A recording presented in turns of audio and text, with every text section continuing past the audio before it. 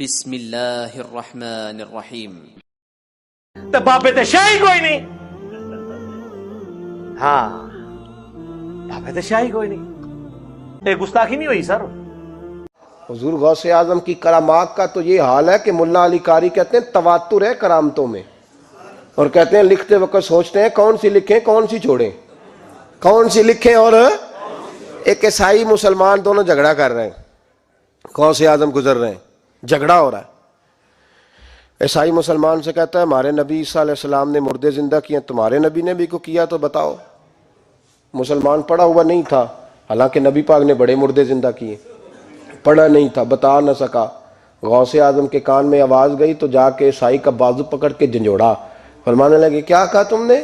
میرے مصطفیٰ نے مردہ زندہ کیا تو بتاؤں؟ فرمایا تو نبی پاک کی چھوڑ، میں غلاموں کا غلام ہوں، میں غلاموں کا غلام ہوں، مجھے بتا کون سا مردہ زندہ کرنا ہے۔ تو چھوڑ حضور کی بات نہ کر، میں غلاموں کا غلام ہوں، مجھے بتا کون سا مردہ زندہ کرنا ہے۔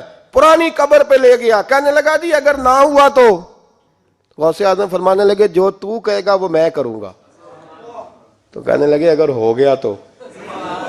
اگر تو غوث اعظم کہنے لگے نہ میرے خانقاہ پہ جھاڑو دینا، نہ میرے برتن مانجنا، نہ میرے گھر کا سودا لانا، اگر زندہ ہو گیا تو بس میرے نبی کا کلمہ پڑھ جانا، بس میرے رسول کا کلمہ پڑھ جانا۔ اللہ اکبر۔ اس نے جو سب سے پرانی قبر تھی نا، وہ کہتا ہے یہ ہمارے دادا نے بھی نہیں دیکھا تھا بندہ کون ہے، اس قبر پہ کھڑا ہو کہنے لگا اس کو زندہ کریں۔ تو غوث اعظم رضی اللہ تعالیٰ عنہ قبر کے سرانے کھڑے ہوئے تو دعا کرنے لگے، کہنے لگے مولا اپنے لیے نہیں تیرے رسول کے لیے۔ پھر فرمایا قم باذن اللہ، اٹھ اللہ کے حکم کے ساتھ۔ ایک عورت کلمہ پڑھتی ہوئی کھڑی ہو گئی، کھڑی ہو گئی، اور کھڑی ہو کے اس نے پہلا جملہ کہا تو کمال کر دی، کہنے لگی میرے نصیب دیکھو میں بنی اسرائیل کی تھی، عبد القادر تیرے صدقے جاؤں، تو نے مجھے کھڑا کیا ہے تو اللہ نے مجھے مصطفیٰ کا کلمہ پڑھنے کی توفیق دے دی، تیرے قربان جاؤں عبد القادر، تیری کیا بات ہے۔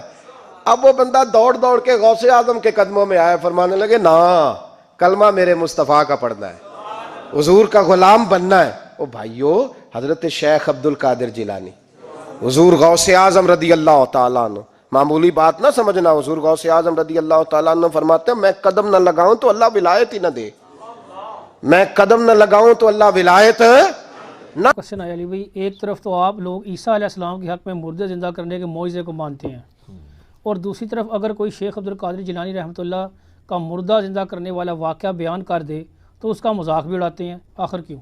اس لیے کہ حضرت عیسیٰ علیہ السلام کی سند تو قرآن میں نازل ہوئی ہے، شیخ عبد القادر جیلانی رحمۃ اللہ علیہ کی سند کہیں نازل نہیں ہوئی ہے۔ اور یہ جو کہانیاں آپ کو کرواتے ہیں نا کہ اگلے انبیاء کو جتنے معجزات ملے تھے وہ ہمارے نبی علیہ السلام کو کمبائنڈ فارم میں مل گئے، یہ بھی کہانی ہے۔ میں آپ کو بتا دیتا ہوں کئی چیزیں جو نہیں ملی۔ صحیح بخاری اور مسلم میں حدیث ہے قیامت والے دن سب سے پہلے ابراہیم علیہ السلام کو لباس پہنایا جائے گا، سب لوگ ننگے اٹھائے جائیں گے، تو یہ فضیلت ابراہیم علیہ السلام کے پاس ہے۔ بخاری مسلم میں حدیث ہے قیامت والے دن میں سب سے پہلے قبر سے نکالا جاؤں گا، لیکن میں دیکھوں گا کہ موسیٰ علیہ السلام مجھ سے پہلے ہی اللہ کے عرش کا پایا تھامے ہوئے کھڑے ہوں گے۔ مجھے نہیں پتا قیامت کی بے ہوشی ان پہ طاری نہیں ہوئی ہے یا دنیا میں جو اللہ کی تجلی سے وہ بے ہوش ہوئے تھے اس کے بدلے اللہ نے وہ ان کی بے ہوشی ختم کر دی۔ یہ موسیٰ علیہ السلام کی فضیلت ہے۔ اس روئے عرض پہ ایک شخص ہے جس سے اللہ تعالیٰ نے کلام کیا ہے، کون؟ موسیٰ علیہ السلام۔ یہ فضیلت اور کسی کو حاصل نہیں ہے۔ ہمارے نبی علیہ السلام سے کیا ہے لیکن آسمانوں پہ۔ حضرت عیسیٰ علیہ السلام آج تک زندہ ہے، ہمارے نبی علیہ السلام فوت ہو چکے ہیں، تو حضرت عیسیٰ علیہ السلام کی یہ فضیلت ہے۔ اس سے بڑی چیز جس کا ان کے پاس کوئی حال ہی نہیں ہے، ہر چیز میں ادھر ادھر کریں گے۔ عیسیٰ علیہ السلام بغیر باپ کے پیدا ہوئے ہیں، ہمارے نبی علیہ السلام تو بغیر باپ کے پیدا نہیں ہوئے۔ یہ خام خواہ بنا ہے۔ یہ تو سورۃ الانبیاء کا پہلا صفحہ پڑھیں، اس میں کافروں کا اعتراض تھا کہ اس نبی کو وہ معجزے کیوں نہیں دیے گئے جو اگلے نبیوں کو دیے گئے۔ سورہ نساء میں آتا ہے کہ کیوں نہیں کوئی آسمان سے بجلی آتی اور وہ قربانی کو کھا جاتی، جب تک یہ معجزہ نہیں دکھائیں گے ہم ایمان نہیں لائیں گے۔ تو اللہ نے کہا نہیں، اللہ کی مرضی ہے معجزات پہ۔ سورہ بنی اسرائیل میں 8 کے قریب معجزات وہ مانگتے تھے، اللہ نے فرمایا تم کہہ دو میں نبی ہوں رسول ہوں۔ تو سر شیخ عبد القادر جیلانی نے کہا نبی علیہ السلام کے بارے میں بھی کوئی صحیح سند سے ثابت نہیں کہ آپ نے کبھی مردہ زندہ کیا ہو۔ قرآن میں نفی آئی ہے اس کی، ورنہ تو قرآن میں آتا ہے کہ تم کہتے ہو لو ہم مردہ زندہ کر کے بتا رہے ہیں۔ قرآن میں کہا جا رہا ہے کہ نہیں، قرآن معجزہ ہے، کیونکہ وہ معجزہ آپ کی زندگی تک ہونا تھا۔ اور پھر اس میں وہ کہتے ہیں کہ شیخ عبد القادر جیلانی رحمۃ اللہ علیہ نے معجزہ بڑے بڑی اس میں شڑول مارتے ہیں جناب. وہ کہتے ہیں کہ انہوں نے عیسائی کو کہا کہ تیرا نبی تو کہتا تھا کم باذن اللہ, میں کم باذنی کہتا ہوں, میرے حکم سے کھڑا ہو جا. شیخ عبد القادر جیلانی کے لیے کوئی سند نازل نہیں ہوئی, بالکل ان کی طرف جھوٹ منسوب کیا. یہ سارے بزرگ کیا آج ناپید ہو گئے؟ ہم صرف یہ پوچھتے ہیں کہ ان بزرگوں کے بارے میں آپ نے جھوٹ بزرگوں کا سر ہم کرٹیسائز نہیں کر رہے, ٹھیک ہے, ہمارا کوئی لینا دینا نہیں, ان کے نام پہ جو آپ کر رہے ہیں ہم اس کو کرٹیسائز کر رہے ہیں. تو میں اس پہ ایک چھوٹی سی انجینئرنگ کر دیتا ہوں. حضرت جندب ایک صحابی تھے, ولید بن جو عقبہ تھا جو حضرت عثمان کی طرف سے کوفے کا گورنر تھا, اس نے یعنی کوفے کی جامع مسجد میں نا وہ مداری بھی بلوا کے تماشا بھی کرواتا تھا, ٹھیک ہے. تو ایک دن اس نے ایک جادوگر بلوایا ہوا جو جس کا کلیم تھا کہ میں گدھے کے منہ کی طرف سے داخل ہو کے اس کے اخراج والی جگہ سے باہر نکل کے دکھاؤں گا, میں مردے کو بھی زندہ کر دوں گا. یہ واقعہ سلفیوں نے بھی, صوفیوں نے بھی, سب نے نقل کیا ہے. اس کے بعد اس کی انجینئرنگ نہیں کی, انجینئرنگ ہم کرنے لگے. تو وہ تماشا لگا کے بیٹھا ہوتا ہے وہ جادوگر, وہ پھر وہ کہتا ہے جی لاؤ جی, وہ کہتا ہے جی آپ کو بندہ لاؤ, میں اس کو قتل کر کے زندہ کروں گا. تو وہ 2 قیدی پیش کیے جاتے ہیں.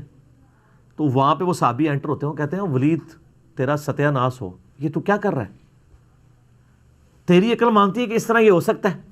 وہ صرف ایک دجال والا معاملہ ہونا ہے, وہ بھی ایک دفعہ ہی ہونا ہے, وہ بھی اللہ تعالیٰ نے آزمائش, اس کے علاوہ تو کوئی چیز رپورٹ نہیں ہوئی ہے. تو وہ کہتے ہیں کہ نہیں یہ کر کے دکھائے گا.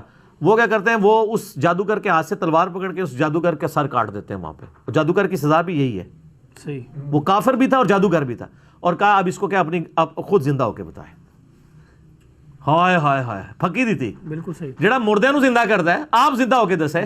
تو سر اگر یہ سارے بزرگ جو مردوں کو زندہ کرنے والے دعوے ہیں, آپ یہ بزرگ ہمارے سامنے لے آئیں, ہم ان کو شہادت کے رتبے تک پہنچائیں گے. پہلے اسٹامپ پیپر پہ ان سے لکھوائیں گے کہ ہم آپ کو شہادت شہید اس لیے کرنے لگے ہیں کہ آپ تو لوگوں کے مردے زندہ کر سکتے ہو, آپ خود بھی زندہ ہو کے اٹھ جاؤ گے, تو آپ ہمیں اجازت دیں تاکہ کل کو ہمیں جوڈیشری میں تاریخیں نہ بھگتنی پڑے. اس کے بعد ان کو شہادت کے رتبے پہنچاتے ہیں. سر یہ شہید ہونے سے پہلے ہی نا کتاب و سنت کا منہج اختیار کر لیں گے, کہیں گے نہیں انجینئر صاحب ہم بھی آپ کے ساتھ ہی ہیں. یہ کہانیاں تھیں.